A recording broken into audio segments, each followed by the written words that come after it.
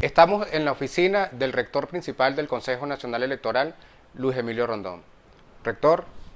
Hola Marco, ¿cómo estás? Gracias por Bienvenido recibirnos. aquí al Consejo Nacional Electoral. Esto es Hispanopost. A propósito del anuncio que ha hecho el presidente de la República, Nicolás Maduro, a la convocatoria a una Asamblea Nacional Constituyente, ¿cuánto tiempo le tomaría esto, por una parte al Consejo Nacional Electoral, organizarlo, pero también a los venezolanos que parecen estar urgidos de un cambio político que redunde en cambios también en lo social y en lo económico? Marco, lo primero, y aprovecho la oportunidad, es importante explicarle al pueblo venezolano la diferencia que corresponde entre la iniciativa para la activación de la Asamblea Constituyente y la convocatoria a la Asamblea Constituyente. Lo primero que tenemos que referirnos es que la Constitución desarrolla claramente cuál es el mecanismo a través del cual se convoca el proceso constituyente, y no es otro que el que señala el artículo 347 de la Constitución, que señala que el pueblo venezolano es el depositario del poder constituyente originario. ¿Qué quiere decir esto? Que es solamente a través del pueblo el que convoca este proceso constituyente. No es posible sino a través de una consulta a los electores, al pueblo, la totalidad del registro electoral, que se les consulte acerca de la activación para este proceso de la constituyente, que estaríamos hablando de pasar a una segunda fase. No confundamos entonces, Marco, lo que corresponde a la iniciativa que presentó el día de ayer aquí al Poder Electoral el presidente de la República en el marco de las atribuciones que señala el artículo 348. ¿Es ilegal entonces, no es constitucional la manera en que el presidente de la República ha hecho este planteamiento de convocatoria a una Asamblea Nacional Constituyente? Mira, para mí, Marco, el decreto consignado el día de ayer tiene varios aspectos que yo los catalogo que están asociados a la inconstitucionalidad. El primero de ellos es que el artículo 1 habla de que convoco, señala el presidente de la República, lo cual, como te señalaba, el presidente no tiene la atribución para la convocatoria, sino para activar la iniciativa. Ahí hay una primera circunstancia que es contraria al texto constitucional. Segundo, el artículo 2 del propio decreto señala que la conformación de los constituyentistas estaría orientada por una parte en un componente de territorialidad a nivel municipal y por la otra a nivel de sectores de la sociedad. Bueno, es que cuando hablamos de sectores, estamos hablando de segmentos de la sociedad, y segmentos de la sociedad va claramente en contradicción a lo que señala el artículo 63 del texto constitucional en uno de los principios fundamentales del sufragio, que es la universalidad. Si hablamos de la universalidad, no podemos estar hablando de sectores.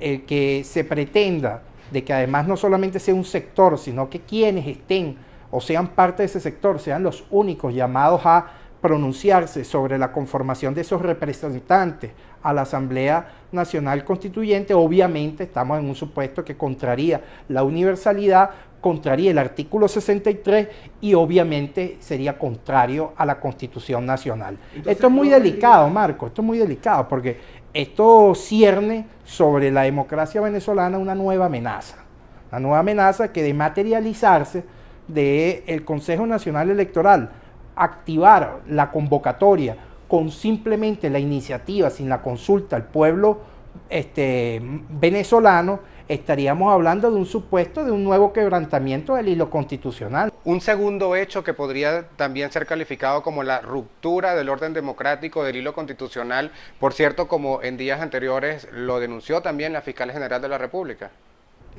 Perfectamente, estaríamos hablando de la desatención de los artículos 347 y 348 del texto constitucional, y además de, como te señalaba, de lo que corresponde al artículo 5 de la Constitución, donde señala claramente que la soberanía reside intransferiblemente en el pueblo y lo ejerce a través de los distintos medios. El sufragio es uno de ellos, y el sufragio, desarrollado en el artículo 63, con mucha claridad señala los elementos que debe acompañar el sufragio, que no son otros sino que el voto libre, el voto directo, universal y secreto. En esas condiciones, rector, entonces la oposición no debería participar de la convocatoria en los términos en que ha sido primeramente explicada, presentada a la opinión pública el presidente de la República. A mi juicio, lo que debe suceder es que, revisado por el Consejo Nacional Electoral todos estos aspectos, se hagan las modificaciones que corresponden, se le señale al que hizo la iniciativa sobre todos estos aspectos y se hagan las correcciones debidas. Pero todo pasa, Marco, y es lo fundamental, por el cumplimiento de la Constitución y por la consulta al pueblo venezolano. ¿Qué son esas bases comiciales que parecieran tener la clave de lo que puede ser el desarrollo de esta iniciativa que ha presentado el presidente Maduro? Las bases comiciales son todos los aspectos procedimentales sobre los cuales se llevaría a cabo el proceso de la Asamblea Constituyente. Temporalidad de funcionamiento de la Asamblea, cómo se elegirían los constituyentistas, las condiciones de elegibilidad, los niveles de representación a nivel de la población por estados, todos los aspectos inherentes al funcionamiento de la Asamblea Nacional Constituyente y que pasan necesariamente, como sucedió en el 99, por la aprobación mayoritaria también del pueblo venezolano. Porque estamos hablando, Marco, del poder originario, que estaría en este caso representado en la Asamblea Nacional Constituyente y que tendría la posibilidad entonces, en uso de ese poder originario constituyente, de acometer los cambios que corresponden desde el punto de vista constitucional. Por ahí es que, insisto, que el poder electoral tendrá que hacer las revisiones de todos estos aspectos y adecuarse para que, una vez cubierto las mismas, sea el pueblo venezolano quien en definitiva decida si se convoca o no al proceso constituyente. Un año, ese es el tiempo mínimo que podría llevarse una eventual convocatoria a esta nueva Asamblea Nacional Constituyente. Bueno, es que las bases comiciales del 99 señalaban el tiempo de funcionamiento, como te decía, de la Asamblea Nacional Constituyente aquel entonces, en el 99, que fueron 6 meses. Corresponderá a las bases comiciales en esta oportunidad el establecimiento del tiempo de funcionamiento asociado tanto a la convocatoria como a la elección. Estaríamos hablando de un tiempo no menor, a mi juicio, de por lo menos entre 6 y 7 meses. Fíjese, el Consejo Nacional Electoral tiene retrasos en la convocatoria a unas elecciones, en este caso las elecciones de gobernadores de estado y de legisladores regionales. Debieron celebrarse en diciembre del año 2016. Esta nueva actividad en lo que sería el cronograma de actividades, valga la redundancia, del Consejo Nacional Electoral, ¿retrasaría aún más la celebración de esas elecciones? Marco, para mí en lo absoluto hay que priorizar. Al día de hoy no está activado el proceso constituyente, se recibió la iniciativa de la solicitud, como te señalé. Sin embargo, al día de hoy el poder electoral está en deuda con los venezolanos. Debió realizar el proceso eleccionario de los gobernadores y de los legisladores de los estados antes del 16 de diciembre del año pasado. Al día de hoy el Consejo Nacional Electoral, te recuerdo, no solo que no realizó el proceso al 16 de diciembre, como te señalé, del año pasado, sino que en octubre del 2016 se aprobó que ese proceso se iba a realizar dentro del primer semestre del 2017. Y al día de hoy, ya pocos días de que estemos en el mes de junio y venza ya este primer semestre del año, sencillamente no se convocó y no se materializó el proceso, por lo que podemos decir que seguimos en deuda. Usted es un rector principal de los 5 de este cuerpo colegiado y le pregunto, ¿por qué no cumplieron con la responsabilidad legal y constitucional de convocar esas elecciones en diciembre del año pasado?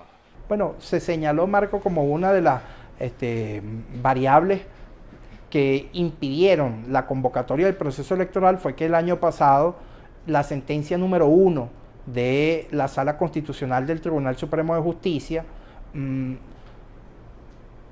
promovió un procedimiento de renovación de las organizaciones políticas que, a mi juicio, distorsionó todo este proceso de renovación de partidos. Una renovación de organizaciones políticas que el organismo había cumplido en múltiples oportunidades, un procedimiento administrativo desarrollado en una ley que además data de 1965, procedimientos ordinarios que cumple la administración electoral y que, sin embargo, esta sentencia número 1 del año pasado de la Sala Constitucional, bueno, estableció criterios mucho más allá de lo que la propia ley señala y condiciones que a mi juicio también van a nivel de principios, quebrantando principios constitucionales. Todo este proceso se distorsionó de tal manera por parte del tribunal que al día de hoy todavía estamos ejecutando parte de ese proceso. Rector, poco más de un mes ya de protestas. ¿No ha discutido la Junta Directiva del Consejo Nacional Electoral la posible responsabilidad que por omisión y por no convocar elecciones pueda tener en esos hechos violentos?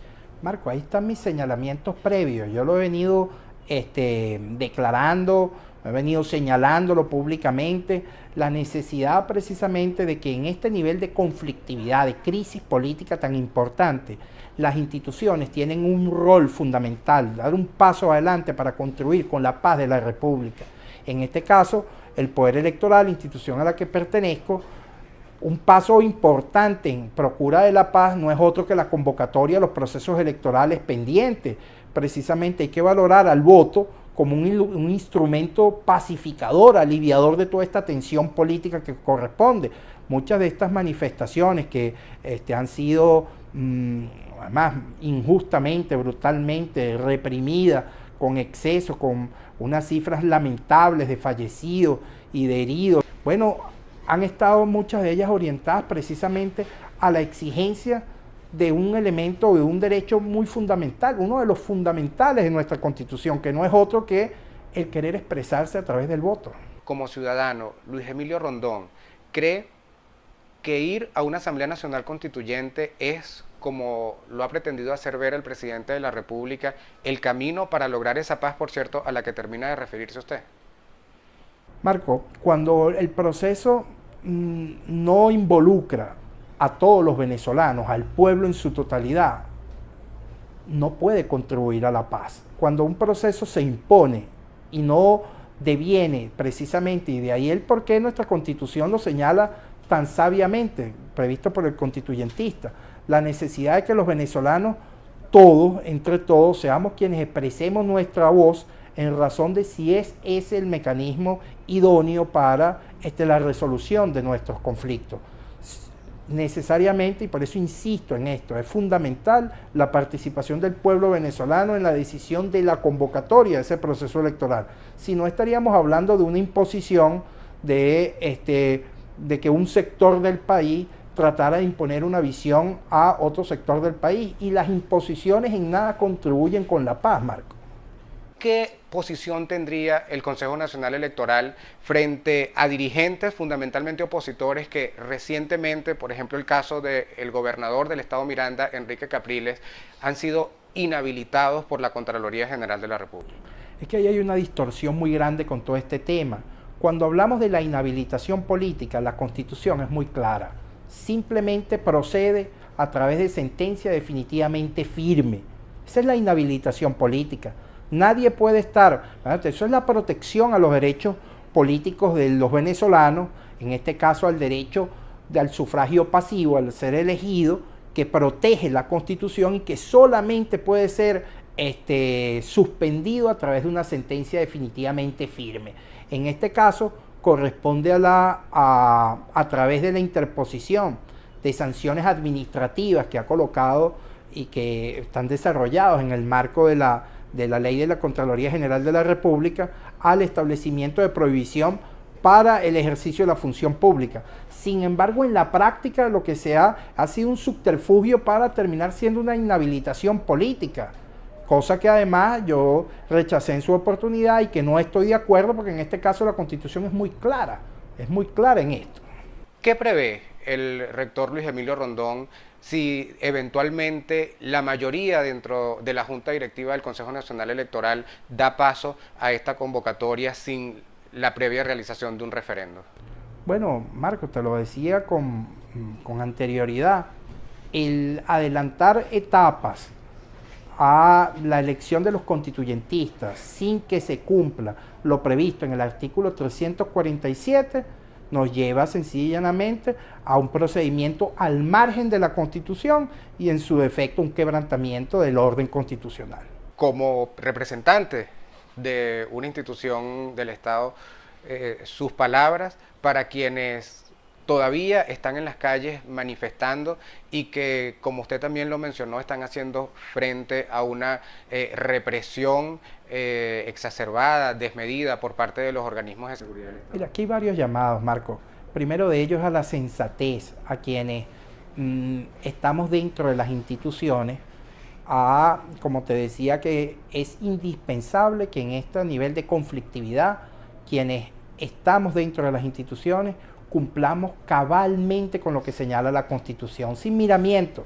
La Constitución es muy clara y nosotros estamos obligados a cumplirla. La Constitución se cumple o no se cumple, no se cumple a medias. Y a los venezolanos que están ejerciendo también sus derechos constitucionales a la protesta, corresponde a que esa protesta, mientras se mantenga como corresponde desde el punto de vista pacífica, con la exigencia firme de sus exigencias, bueno, corresponde al propio Estado protegerla porque es parte de los derechos fundamentales que la propia Carta Magna nos señala y nos otorga. Vale, le agradezco mucho por su tiempo. ¿Cómo no, Marco? Un placer haberlo tenido con nosotros en Hispano Post.